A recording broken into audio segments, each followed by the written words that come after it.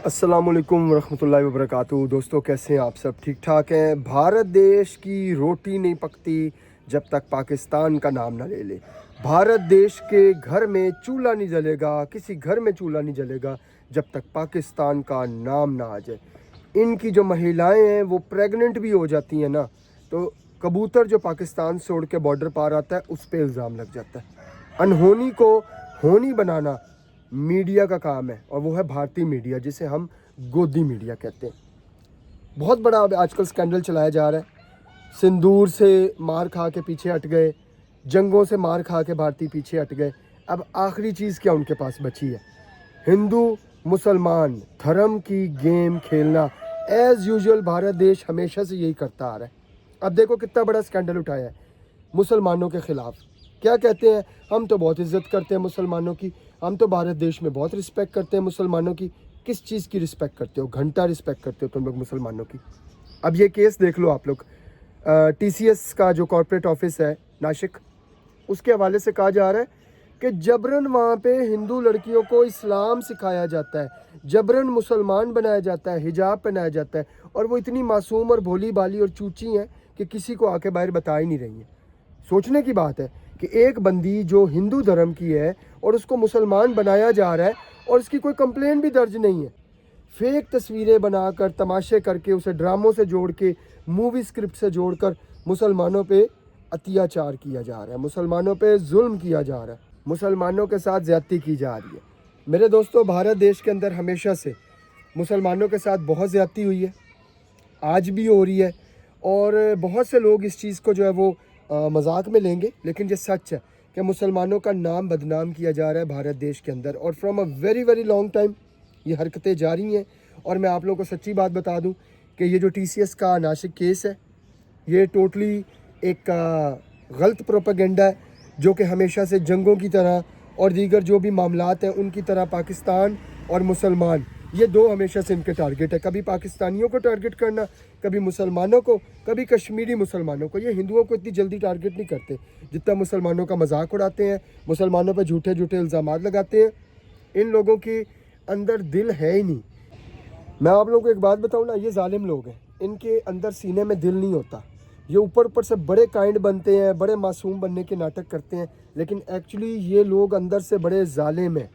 अंदर से इनकी हरकतें आप देखें तो इतनी नेगेटिविटी फैलाते हैं मुसलमान देशों के अंदर।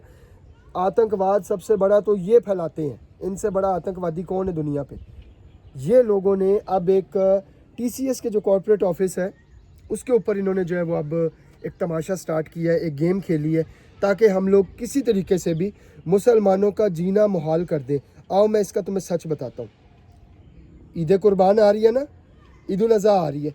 हमेशा ईद उल अज़हा से पहले कोई ना कोई मुसलमानों का स्कैंडल बनाते हैं, ताकि गांव माता जो इनकी पता नहीं कौन सी माता है, और उस माता को ये झूठे प्रोपेगेंडा से जो है बचाने की कोशिश करते हैं, जबकि ख़ुद सबसे बड़ा एक्सपोर्टर है मीट का इंडिया, तीसरे चौथे नंबर पे आता है दुनिया में।